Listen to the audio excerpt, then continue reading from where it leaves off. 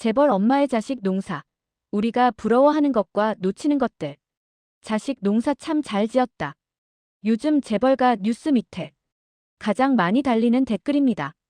오늘 결론부터 말하면 진짜 자식 농사는 수능 점수도 직장 이름도 재벌가 성도 아니고 내가 힘들 때 떠올릴 수 있는 어른이 한 사람이라도 있었는가. 이 한 줄일지도 모릅니다. 이제 왜 이런 결론이 나오는지 천천히 같이 볼게요.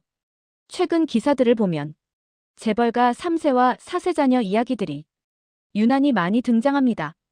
어느 그룹의 아들은 수능에서 한 문제만 틀려서 사람들을 놀라게 했고 어느 재벌가 아들은 미국 국적을 포기하고 해군 장교로 입대해서 노블레스 오블리주라는 말을 들었죠.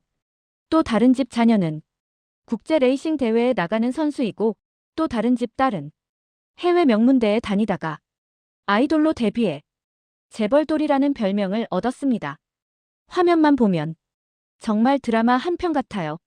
그런데 이 이야기들의 공통점은 언제나 그 옆에 엄마라는 존재가 서 있다는 겁니다.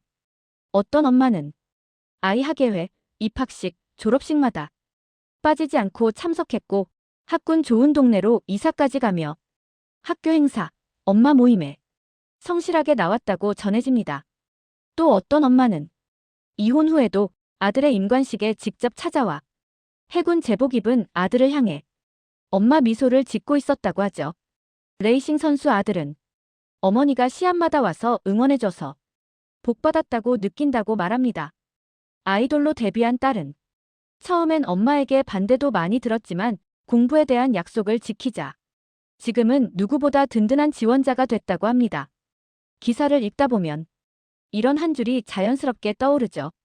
와, 자식 농사 진짜 잘 지었다. 그런데 여기서 잠깐 멈춰서 이 말을 다시 한번 볼 필요가 있습니다. 자식 농사 잘 지었다는 말. 한편으로는 부모에게 최고의 칭찬처럼 들립니다. 이야, 애를 참 잘 키웠네. 고생한 보람이 있겠다.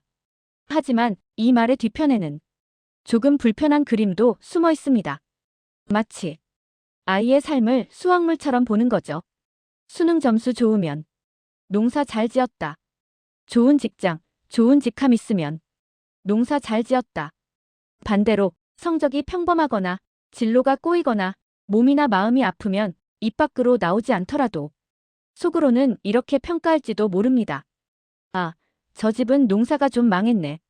우리는 자식이라는 사람을 한 사람의 인생이 아니라 결과물처럼 보고 있는 건 아닐까요? 게다가 뉴스 속 재벌가 이야기는 우리에게 이런 감정도 함께 줍니다. 부러움, 허탈함, 그리고 비교. 역시 돈 많으면 교육도 다르지. 나는 저렇게 못해줬는데 나는 부모로서 한 게 뭐지? 재벌가 엄마의 스토리가 자칫하면 나는 실패한 부모라는 자책으로 바로 연결되기도 합니다. 하지만 조금만 각도를 바꾸면 다른 그림이 보이기 시작합니다. 우리가 어른이 되고 나서 문득 떠올리는 사람을 생각해 봅시다. 내가 정말 힘들 때, 내가 바닥 같을 때 머릿속에 떠오르는 얼굴이 한 사람쯤은 있죠. 그 사람이 꼭 부모일 필요는 없습니다. 선생님일 수도 있고 선배, 동료, 친구일 수도 있습니다. 중요한 건 그 사람이 나에게 얼마나 돈을 썼는지가 아니라 그 사람이 나를 끝까지 믿어줬는가.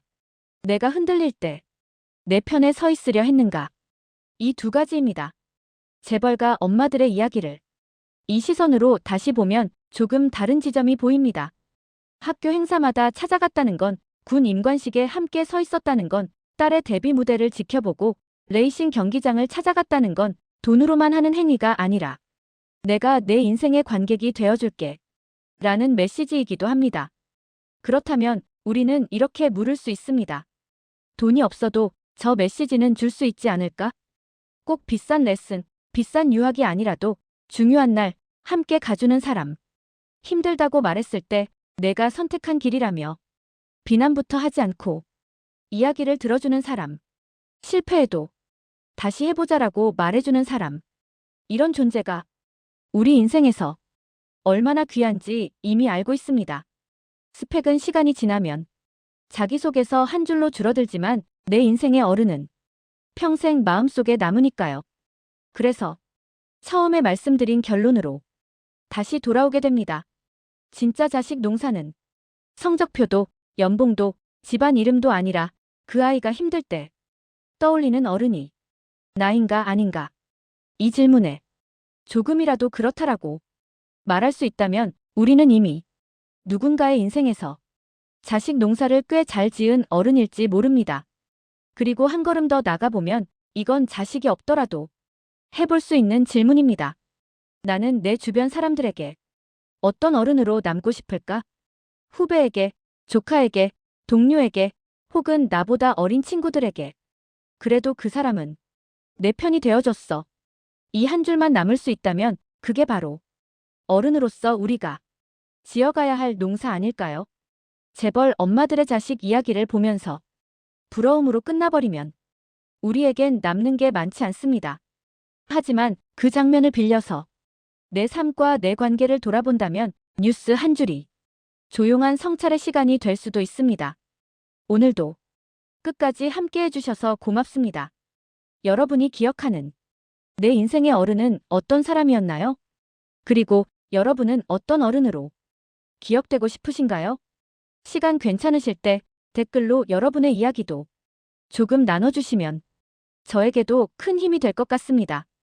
다음 이야기에서 또 만나요.